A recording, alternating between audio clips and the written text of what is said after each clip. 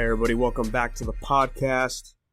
And you know what? I was thinking how to start this. We might as well start with what just recently happened. Over on the Bandai Twitch, there was the streaming with all the fighting game devs basically over in Japan.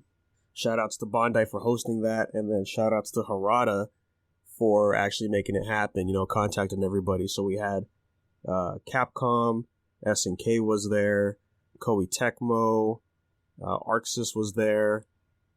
I believe they're called Akira. It's the studio that made Fighting EX Lair. And then there was one more. I feel bad. There was one more dev team there. I'm trying to remember myself. Yeah, but I remember they left early because I don't think they had anything to announce. Yeah, it was just really nice seeing all those developers just being in one Zoom call and just talking to each other about each other's games. And fucking Harada, man. This man is something else, dude. He truly is something else, man. On the stream, they had the English translators from Bandai. Uh-huh. And one of them was just like, oh, man, Harada's too Western, man. He was out here for too long. He's not like he's not a normal Japanese guy anymore. I just love how he kept pulling up pictures of that one developer for Dead or Alive, though. He's not. I don't think he is anymore. But yeah, he's not there anymore. That one guy, yeah. Yeah. And man, he was talking so much shit too. He was. Harada is such a fucking based god, dude. Yeah. Yeah, Harada is hella based.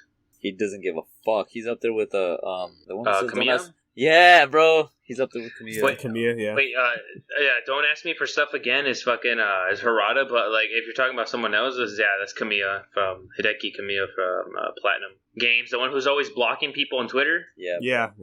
Yeah, that guy. It's like, fuck you. This is my game. Yeah, his Twitter's fun too. Yeah. Yeah, his is pretty fun. I love looking at his stuff.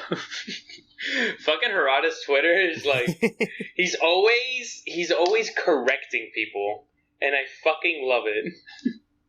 Yeah, this man loves video games. He's like, if you're gonna talk about them, get it right. Yeah. Fighting games aren't no joke. Get out of here if you think this is a joke. And this is why Tekken is just it's amazing because not only is the game extremely great as well, the fucking developer, he put himself into the game, bro. I mean, that's enough said. Yeah. You're right. Dude, the fact that he left the stream at one point, I was like, where the fuck did he go? Dude, this man's on another level, dude. He really dipped. And then he played his own video reel of him. You know what, man? I'm gonna believe that. And he just kept with the gag, he kept the running gag going. Dude, there's that shot of Harada with an AK and a sword at an arcade. Dude, yes. I was just about to mention that fucking photo. The man in one photo, dude. That's all you got. This man knows no bounds. He just doesn't stop. Oh, yeah, he doesn't, and it's this is all a game to him, but it's not a game to him, Yeah, he on some woke shit, bro.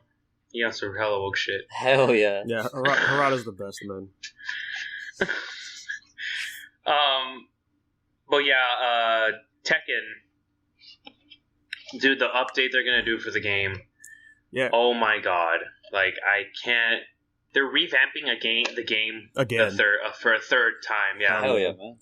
I think that's why Tekken 7 is probably my favorite fighting game right now because, literally, like you just said, every season they're always adding new stuff, changing things around, right? So yeah, we got the confirmation for Season 4. Hell yeah, son. I can't wait for that. Everybody's getting new moves. Oh my god, it's we already have 100 plus moves for each individual character in the game, and you're just adding more. And we just got new ones in the last season. And you said there's a teaser for a new character. Yeah, so Harada being Harada was just trolling, and he's like, "Okay, yeah, that's it." And then they played the clip, and it's just highlighting the new moves. And then at the very end, it was a very short cinematic teaser for a character to show up. And it's a ninja character. Big tease. Somebody pointed out on Twitter that it could be Ayane from DOA. Or I guess Ninja Gaiden would be more accurate, right? I'd say Dead or Alive. She blossomed there, bruh. Yeah. Maybe Danny, that character from Tekken Tag. She has like a fox. Kunimitsu, bruh. Yeah, that girl. Oh, yeah, people are thinking that it's going to be her too. Yeah, there's a lot of suggestions out there for who's going to show up. Yeah, the dog gets me, dude. Yeah, and since it's like in season 4, obviously we're gonna have like, how many characters was it last for season 3? Like, it was 4 characters, right? I think so. It was. Let me double check. It was Leroy Smith, and then Fakuman, and what's her name? Zafina. It was Zafina. Okay, yeah, I do remember that. Ganryu. Ganryu, right? Yeah. So yeah, it was 4 characters. Yeah. So 4 characters. And did they tease how many characters? No, they didn't tease it. I think it has to do with the fact that this was sort of kind of like a last minute thing. I see. Because a lot of the devs that were there, they didn't have anything to really show because they already planned their own things. So Capcom, for example. Mm-hmm. Yeah, I think Capcom's going to do something like this month. Yeah, Capcom's doing a stream on the 5th for Street Fighter V. So they were just giving us updates about like the Pro League. And there's going to be a free trial for Street Fighter V Collector's Edition. It's going to be for free for, I think, 2 weeks. And the full roster is unlocked, which is pretty crazy. So yeah, the on the 5th, they're going to have a stream talking about, I guess, probably what's in store for the final DLC characters, because we do have we're slated for 4 more. And this wasn't mentioned during the stream, but the soundtrack for Street Fighter V Collector's Edition is dropping September 30th. Nice. And then, what's funny, Julian? Koei Tecmo was there, right? And then, they had their own chance to talk about stuff, and the whole time I kept thinking, why are you here? You have nothing new to show. Like, you killed your game already. I was hoping. They kind of got me there. I was hoping that, oh my god, finally, you get this last chance to try to ring me in for DOA 6. Just discounted items. That's it. Yeah, Season Pass is on sale, and I was like, man, you should not show that on stream, because I looked at Season 4, and it was still $100 on sale. And I was like, come on, man. And I love everybody was giving DOA some shit, too. Yeah. No offense, but, no offense, full offense. They fucking deserve it. Yeah. But I will say, though, we got the best quote when Koei Tecmo was up there. Everybody was saying, there needs to be a balance between old men and cute girls in fighting games. I agree. Yeah, there's nothing new for DOA. I was hoping for, maybe a free update, but they were just suggesting hard, Core Fighters is out there, guys. It's free to play, and just buy the characters you want. I just hope for the Season 4 of Tekken 7, we get Kiryu, man. I really hope we do. Yeah, and I don't know if you caught it on stream. Harada was saying, oh, yeah, I could call Sega right now if I want to, but, they're kind of busy right now. Yeah, we're good friends. And I'm like, bro, what the fuck? You're just Yakuza? I never heard of it. What the...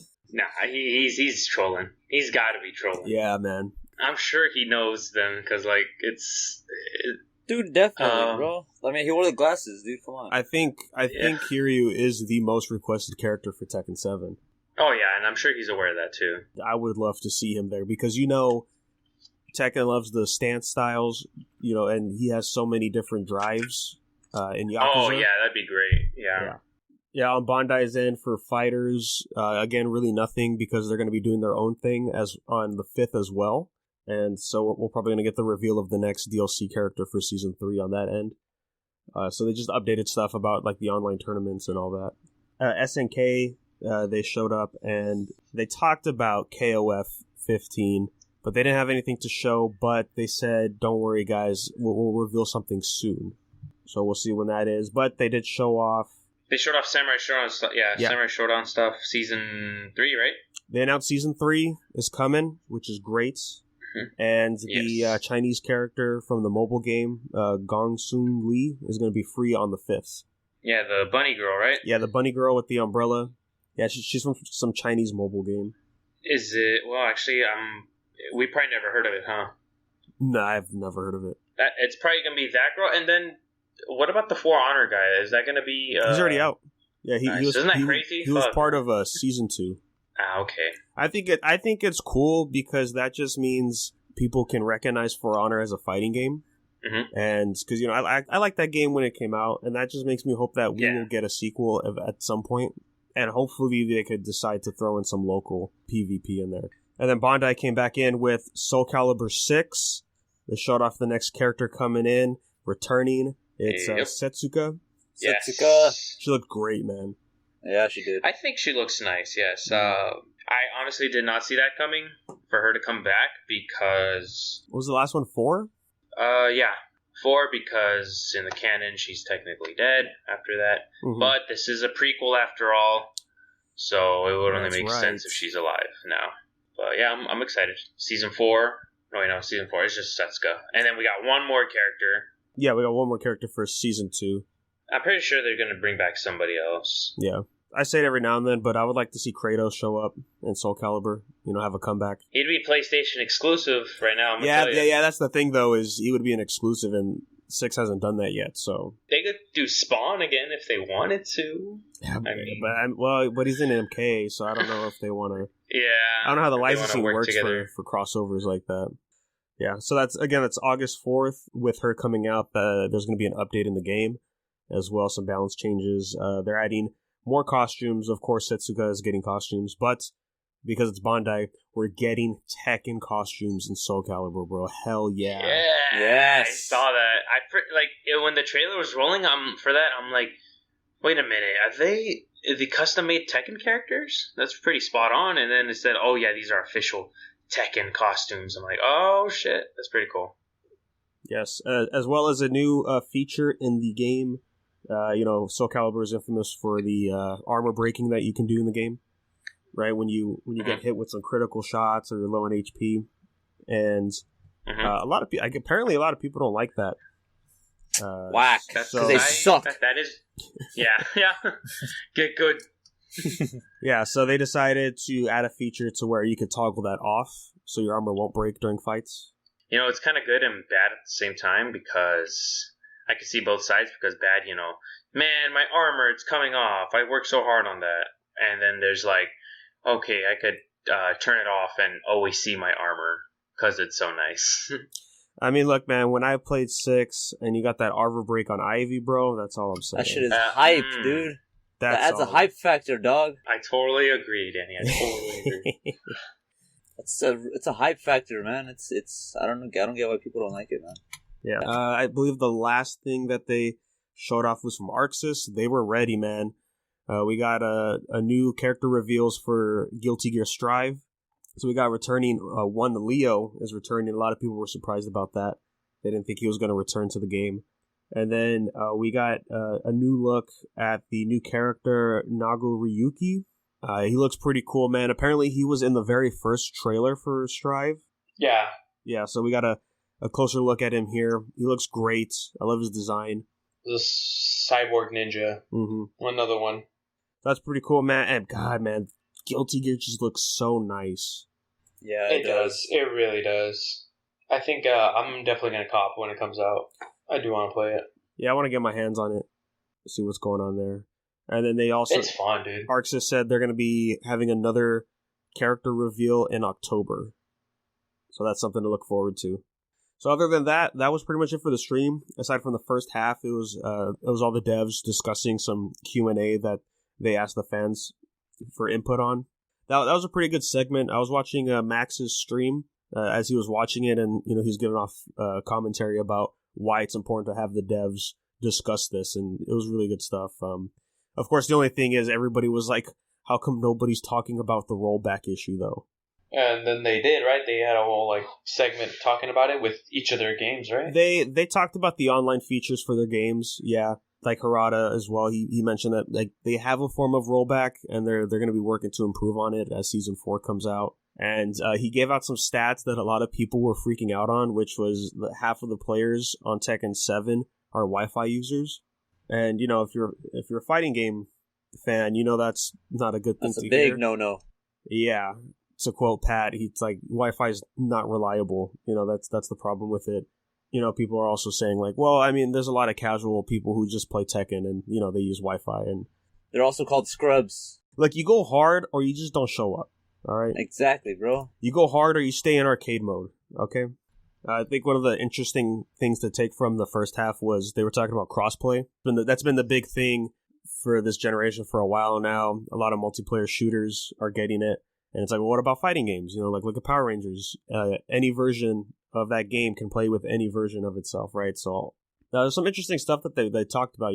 First, of course, PlayStation was the one that was really holding back for the longest time. Like that was the main reason why we never got.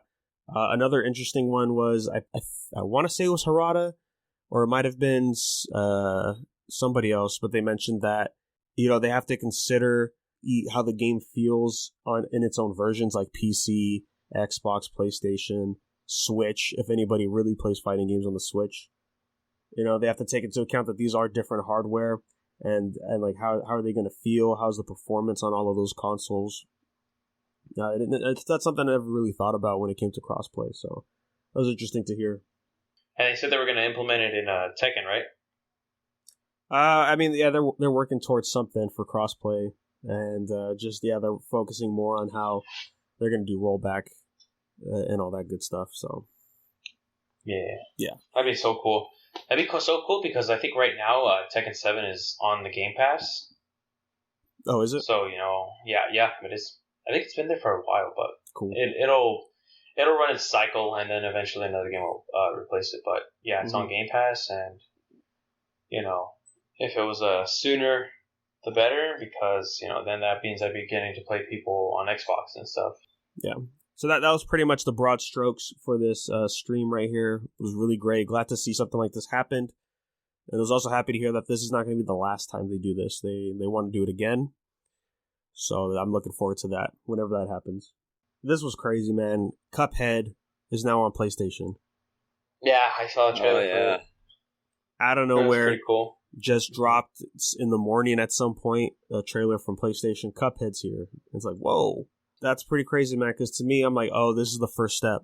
And they also mentioned that when we get the next update for, I forget her name, the new character that's going to be in the game.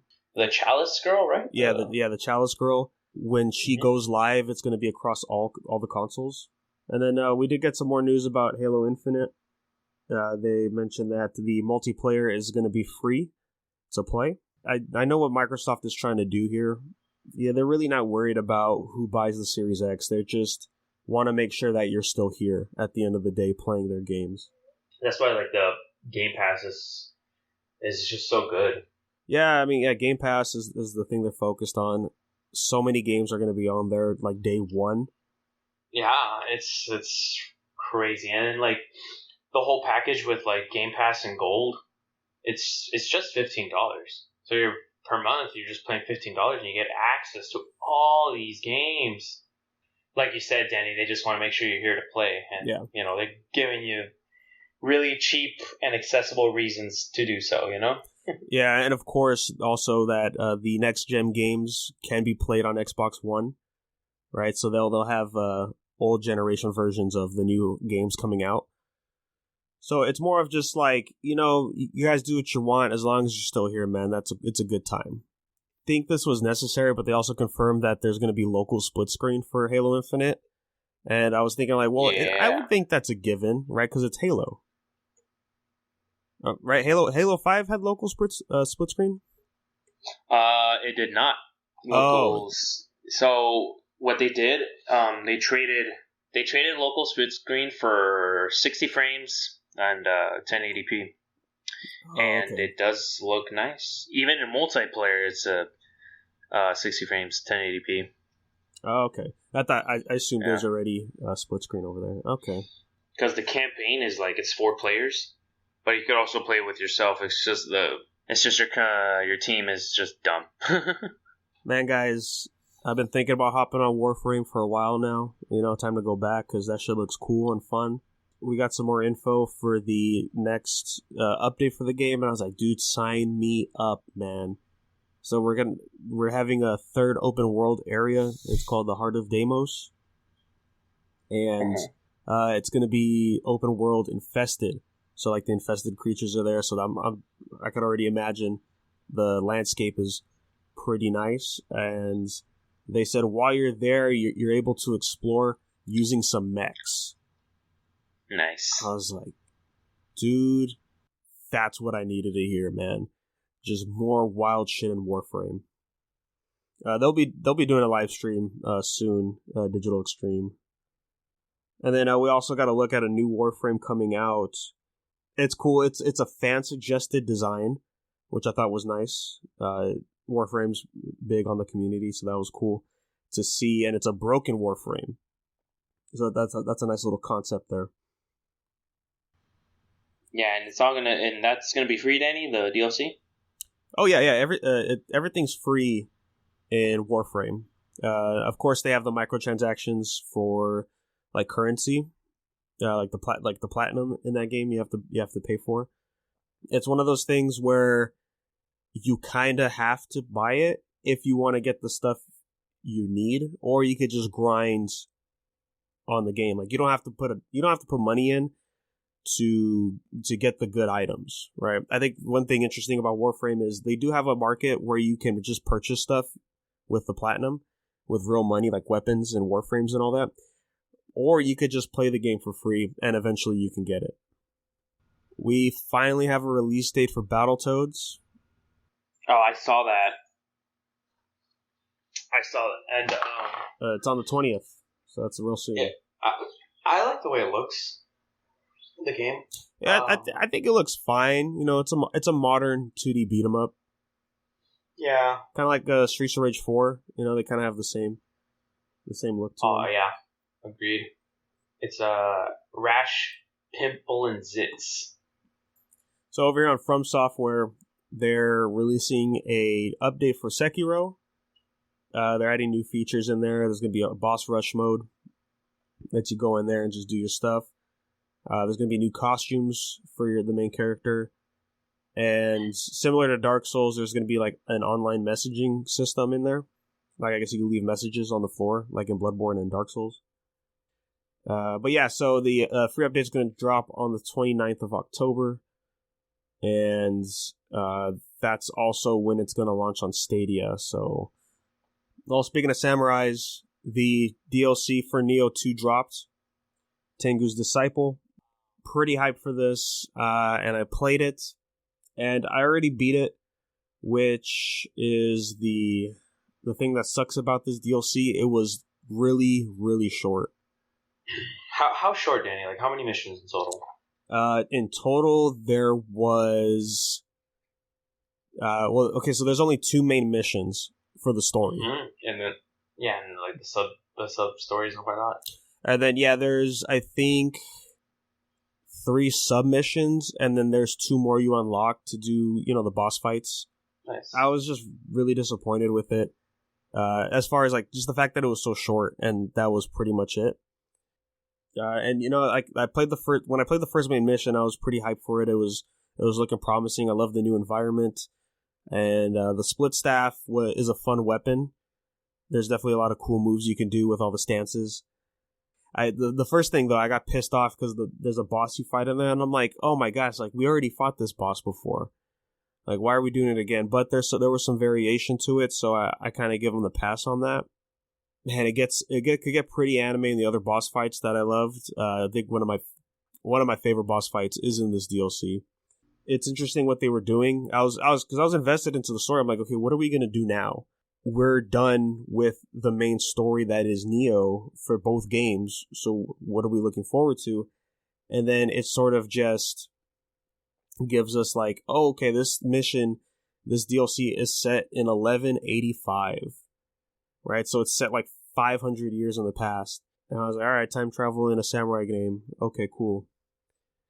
But with it only being 2 main story missions, we just dipped our toes in here, and then that was it. Like, we got a glimpse of what was going on, and then we dipped. I think that's the disappointing part, because there's dialogue between you and the main character for the DLC that kept making me think like, oh, okay, so we're gonna explore this then in these missions. And I was telling Oscar and Akil, and I was thinking, oh, I wonder if we're actually are we gonna fight bosses we already fought again? But maybe they'll have a different varying style because we're in the past, and there's ancient yokai you fight. Some characters are mentioned, but we don't see them, and that sucked. So I don't know, I just wish it was longer, man.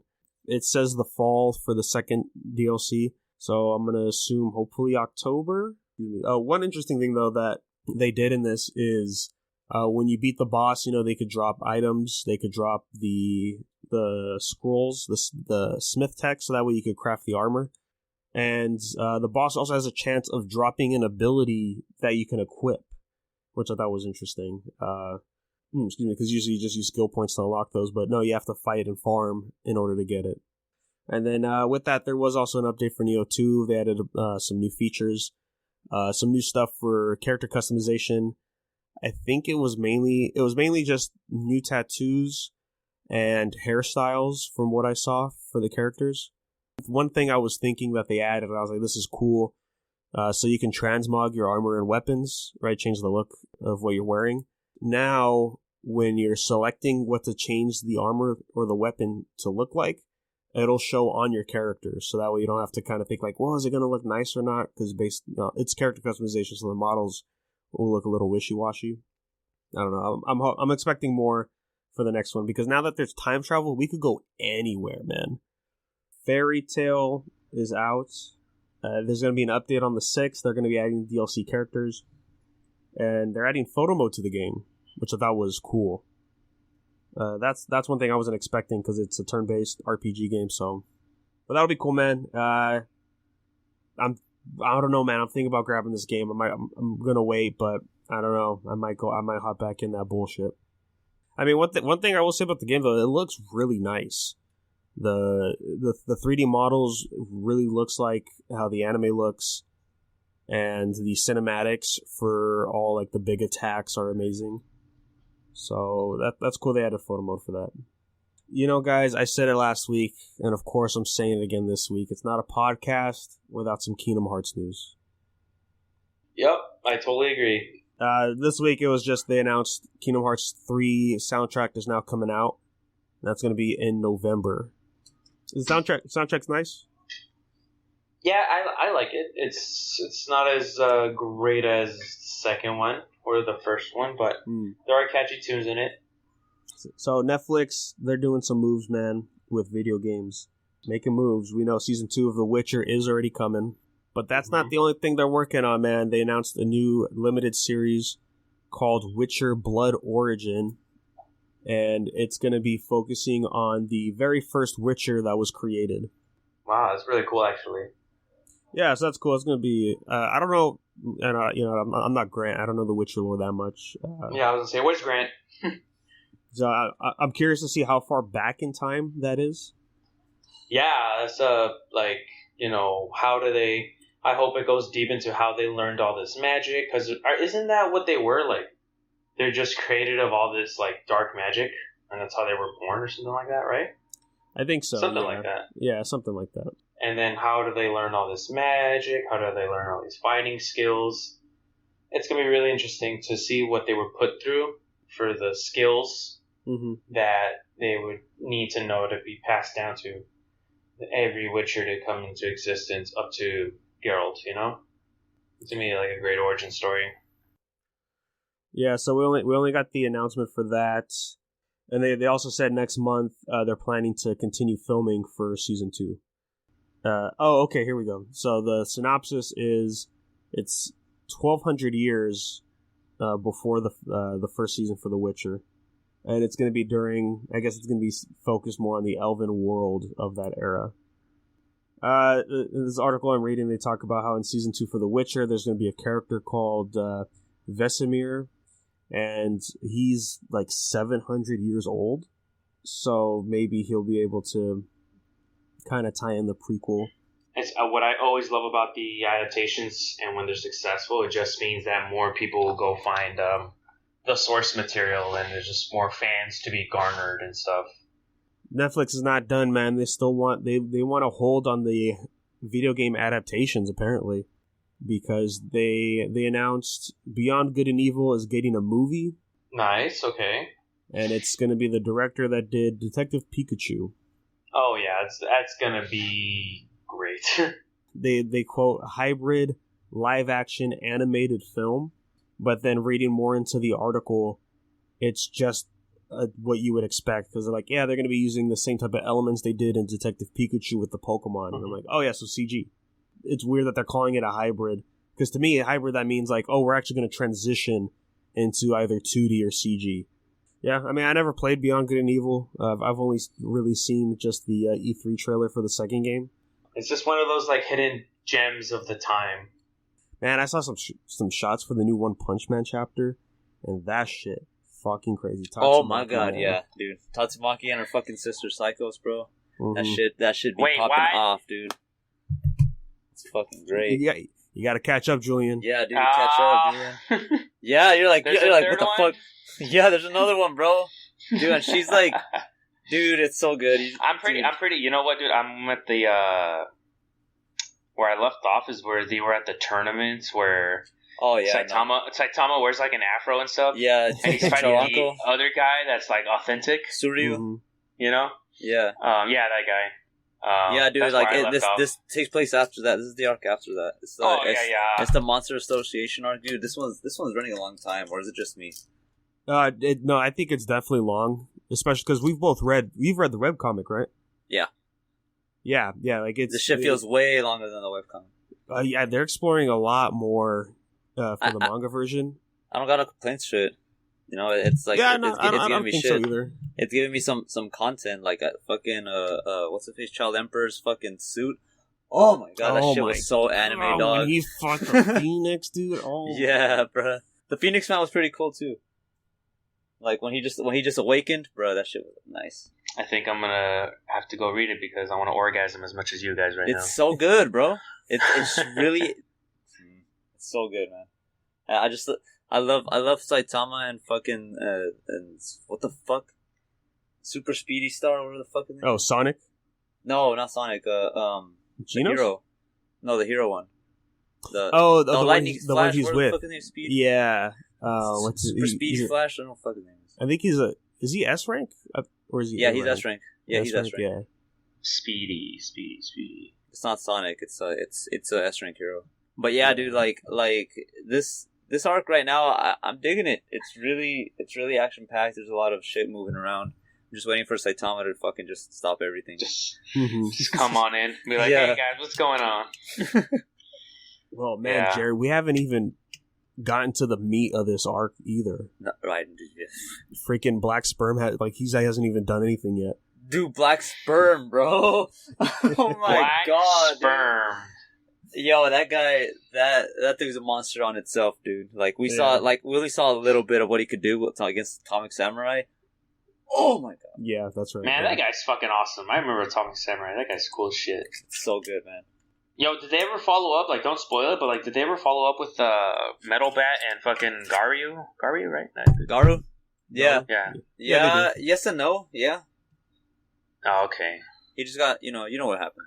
He just got... Yeah, that first fucking battle was so goddamn cool. Yeah, so like, he's like, oh shit. I mean, like, fuck. Garu's just, I don't know what Garu's doing right now. He's fighting It's not concentrating on him right now? Oh, no, yeah, no. You gotta catch up, Julian. Yeah. All right. I gotta catch up. I was gonna spoil everything you're gonna do. Catch up. Yeah, I need to experience the page turning or the scrolling down. I need to experience that. Oh, just know that some S rank heroes they're so good, man. I bet. Yeah, I bet. The reason why they're S rank. Yeah. Yeah, man. Shout out to freaking Yusuke Murata. He's the artist for the series. Keeping up and drawing all this shit, dude. Yeah, for real. Doing it justice. And I don't know if you know this, Jerry, but like, because the chapters come out infrequently, and one of the reasons is because he'll go back and redraw panels for the physical version of the chapters. Like when the volumes come out, he'll go back and touch them up, make sure they're real nice. And I follow this guy on Twitter, and he'll post the comparisons, and man, it's so good. That's cool. I don't know that. That's really cool. I might just look into fucking whatever, and it updates again, because that's a good one. I didn't know that. I just thought it was a fucking upload error or some shit.